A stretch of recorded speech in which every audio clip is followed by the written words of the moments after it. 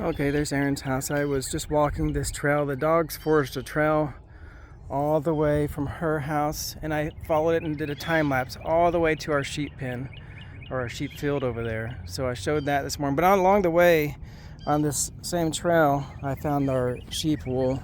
So there's some of the evidence right there. Yeah, there's no doubt in my mind that these dogs as a pack work together. And I'm just gonna leave this here because no one should be bothering this trail besides the dogs if they get out again as evidence. But yeah, it's sad. It's really sad, you know. I was just wanting to work as neighbors. I hope that she can follow through on her word when she took responsibility, said she was sorry, and said that she would compensate us. We agreed to $1,250 for the sheep and in the care of the one survivor. But she might be changing her mind. I hope she doesn't. Just want to have a really good relationship with her neighbors. I didn't want anything except for her. All I wanted was to be compensated, which is really not enough. But I mean, I was just trying to get along with the neighbors, and I wanted her fence repaired so the dogs don't get out again. That's all I was asking. I'm not sure where her mind is at this point.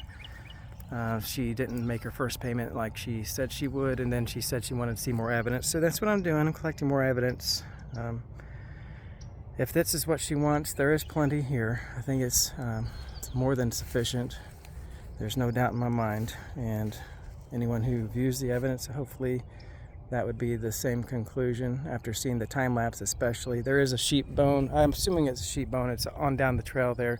So strung out between, you know, the dead sheep and, you know, in her house is the evidence. They come out on a daily basis. But anyway, I guess that's all I can say here about this one.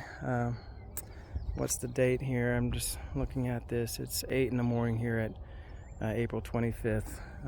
Didn't know we'd have to go down this route, so it's a harder route. Could be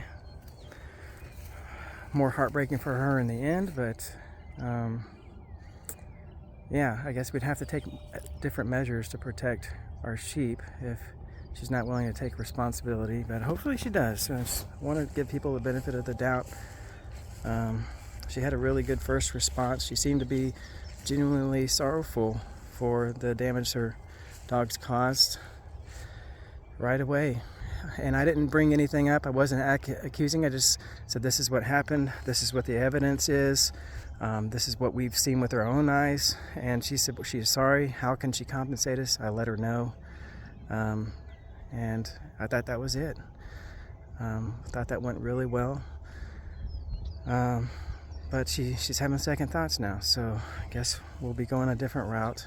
I hate, also hate to involve the police or the sheriff. I just like to work with people face to face. We're neighbors, There's no reason why we shouldn't be able to do that. But yeah, kind of as a last resort, I guess we could go to the sheriff. We could pull out our rifles, and I don't want to do that. It's not what I want. I told her I don't want to have to do that. I'm not that kind of guy. But we have to take responsibility for our sheep. If she wants to, for her dogs or not, that's her choice.